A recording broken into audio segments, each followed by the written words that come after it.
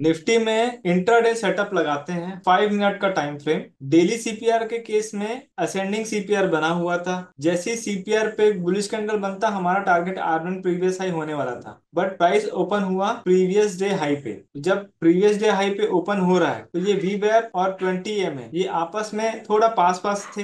जैसे ही previous day high से ये वापस आकर के ऊपर निकला और R1 के ऊपर गया, यहाँ टेंडेंसी क्या हो जाएगी, R2 लेवल में जाने। जब वी वैप और ये 20 MA के ऊपर में लाइन चला गया, आपको R2 के लिए ट्रेड मिल जाएगा। जैसे ही ये वाला बहुत बड़ा बुलिश कैंडल बना, ये एक तरह का मारू बोजू कैंडल है। मारू बोजू कैंडल में हायर और लोअर भी ना के बराबर रहता है। ये कैंडल जब भी बने, आप उसका ना 50% को मार्क कर लीजिए। 50% से वापस रिवर्स हो रहा है तो आप वहां पे ट्रेड प्लान कर सकते हैं। और अगर इसके 50% से नीचे आ गया तो इसका जो सिग्निफिकेंस है ना, वो खत्म हो जाता है। जैसे ही R1 प्रीवियस हाई के ऊपर में निकला, बड़ा कैंडल ऑलरेडी बन गया था इसका। ये 133 पॉइंट का कैंडल था अकेला। स्कैल्पिंग वाले इसी कैंडल पे प्रॉफिट बुक किए, थोड़ा नीचे आया। उसके बाद जब ये एक बुलिश कैंडल बनाया इस जगह पे 10:30 पे, यहाँ पे इसकी बाइंग अच्छी खासी बन रही थी और टारगेट R2 का था। तो अगर R2 के ऊपर में जाता तब हम स्कैल्पिंग मोड पे जाते ऊपर, बट यहाँ आकर के थम गया है प्राइस। 1 मिनट के टाइम फ्रेम पे आते हैं कि एक्चुअल में ट्रेड कहाँ पे बन रहा है। जब वीवैप और 20 MA, वीवैप के नीचे था 20 MA और प्रीवियस डे हाई पे खुला।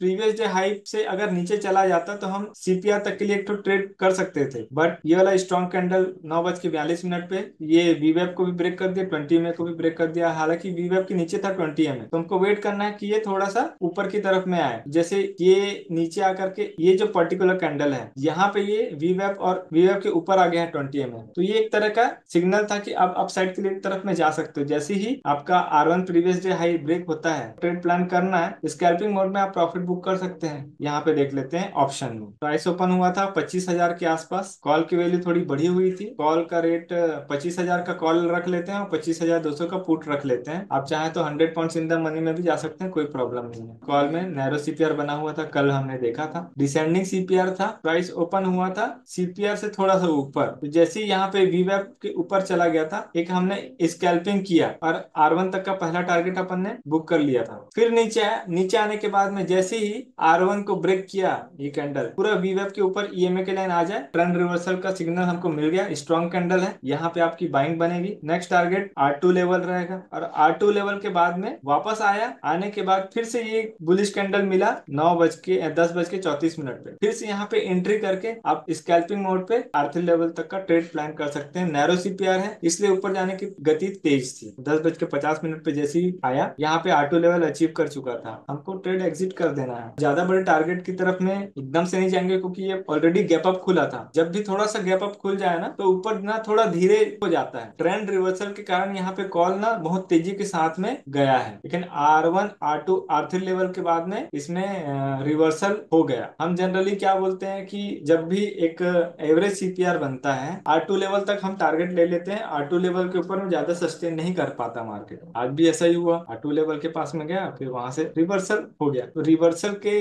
केस में हम देखेंगे कि पुट में क्या चल रहा है। पुट एक डिसेंडिंग सीपीआर का केस था, लेवल्स पास पास से ज्यादा दूर नहीं थे। तो पुट में आप वीवैप के ऊपर सारा EMA का लाइन आने देना है। जैसे यहाँ पे वीवैप के ऊपर सारा EMA का लाइन तो आया, क्रॉसओवर गोल्डन क्रॉसओवर यहीं पे मिल गया था 11:43 पे। बट प्राइस यहाँ जब ऊपर आया तो ऑलरेडी पूरा EMA जब वीवैप के ऊपर आएगा तब थोड़ा सा क्लियर सिग्नल मिलेगा। तो ये S1 पे आकर के बार बार अटका, फिर नीचे आया। जब भी वीवैप के ऊपर प्राइस आ जाए लेकिन EMA का एक्सपांशन पहले ही हो जाए, तो ट्रेंड रिवर्सल में वो नहीं आता नीचे, तो उसमें बाइंग ऑर्डर डाल सकते हैं। बट ऐसे केस में क्या होगा, ये वापस आने की कोशिश किया और जैसे ही वापस आए, फिर से एक अच्छा खासा गोल्डन क्रॉसओवर मिले। जैसे कि यहाँ पे भी बाइंग ऑर्डर डाल सकते हैं, यहाँ पे भी बाइंग ऑर्डर डाल सकते हैं। तो यहाँ पे या यहाँ पे कहीं पे भी बाइंग ऑर्डर डाल करके, क्योंकि स्टॉप लॉस आपको छोटा चाहिए और वीवैप के पास ही एंट्री चाहिए। ज्यादा दूर एंट्री करेंगे तो दिक्कत है। तो यहाँ पे एक एंट्री मिली। आप S1 प्रीवियस लो के आसपास कोई भी बड़ा कैंडल मिल जाए, जैसे कि ये बड़ा कैंडल मिल गया, तो बड़ा कैंडल पे प्रॉफिट बुक कर लेना है स्कैल्पिंग मोड पे, क्योंकि आप ट्रेंड के अगेंस्ट में ट्रेड कर रहे हैं ना। तो छोटे छोटे स्कैल्पिंग में प्रॉफिट बुक करते जाइए। फिर से ये धीरे धीरे करके नीचे आया और फिर से ये गोल्डन क्रॉसओवर मिल गया। वीवैप के ऊपर अगर गोल्डन क्रॉसओवर मिल जाता है तो आप इस कैंडल पे या इस कैंडल कैंडल पे आप फिर से एंट्री करके फिर से एक ट्रेड ले सकते हैं। फिर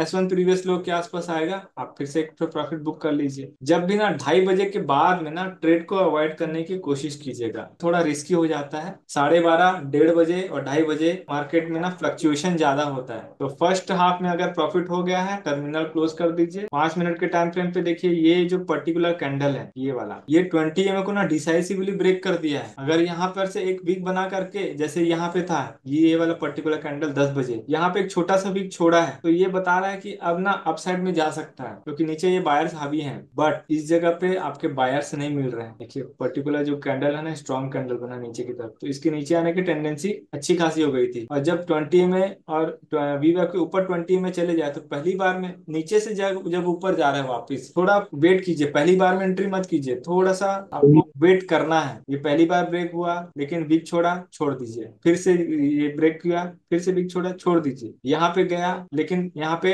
वीवेब से नीचे 20 में आ गया। इस जगह को भी थोड़ा अवॉइड कर लीजिए, क्योंकि हम डाउ थ्योरी को अगर देखें, ये वाला लेवल 25,160, अगर ये ब्रेक होता तब हम अपसाइड का ट्रेड रिज्यूम करते। उसमें भी हम कॉल ऑप्शन में जा करके, जब तक वीवेब के ऊपर सारा ईएमए के लाइन नहीं चले जाएगा तब तक हम बाइंग ऑर्डर नहीं डाल। तो आप देख सकते हैं कॉल में क्लियरिटी नहीं दिया। जैसे इस जगह पे ब्रेक किया, इस जगह पे वीवेब के ऊपर ईएमए की लाइन आया, लेकिन वो चैनल नहीं मिला जो हमको चाहिए। जैसे ईएमए की यहाँ पे चैनल नहीं मिल रही थी, तो इस जगह पे एंट्री नहीं करना है। यहाँ पे एक चैनल मिल रहा था, बट क्या है ना, हम पहली बार में एंटर नहीं करेंगे, ये पलट के वापस आएगा, फिर एक चैनल का फॉर्मेशन होगा, तब हम एंट्री करेंगे। और यहाँ पे कोई स्ट्रॉन्ग कैंडल नहीं बन रहा था, सब वीक वाले कैंडल बन रहे थे। तो इसको ऐसे ट्रेड को ना छोड़ना बेटर है। हमको एक चैनल फॉर्मेशन होता ना चाहिए जिसमें एक्सपेंशन हो। तो ये इसका एक्सपेंशन नीचे की तरफ में हुआ है, ऊपर की तरफ में नहीं हुआ, इसलिए इसमें ट्रेड नहीं बना। तो ऐसे करके हम कॉल साइड्स में एंट्री करने से बच गए। यहाँ भी वेब पे टच किया, ये वापस सीपीआर पे आया, बट ये क्या डिसेंडिंग सीपीआर है, तो हम एक तरह से सीपीआर से अगर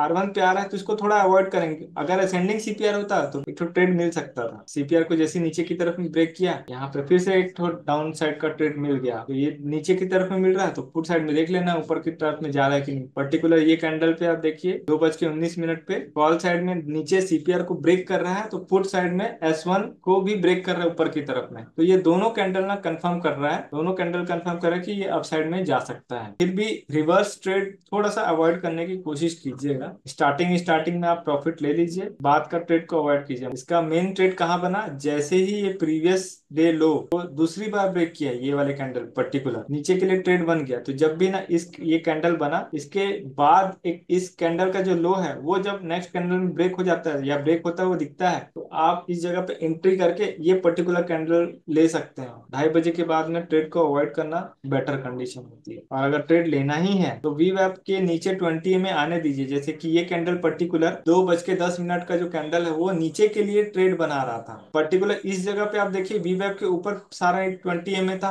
बट यहाँ पे वी वेब के नीचे 20 में आ गया और एक स्ट्रॉन्ग कैंडल बना बेरिश का। इस जगह पे आप ट्रेड प्लान कर सकते हैं डाउन साइड का। पहला टारगेट आपका प्रीवियस डे लो, दूसरा टारगेट आपका सीपीआर। अब आ जाते हैं कल का कैसा रहेगा।